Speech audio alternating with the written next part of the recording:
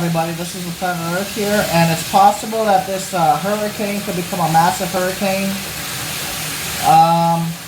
Let's check it out here.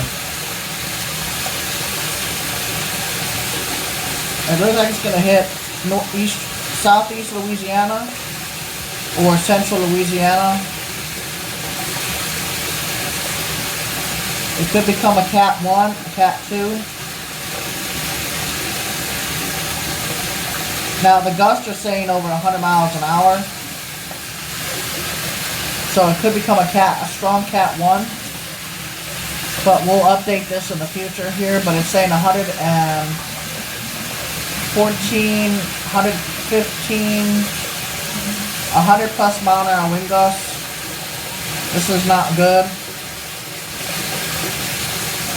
Almost 120 mile an hour wind gusts. This is not good. If you are in Louisiana, start preparing now. Just to be safe.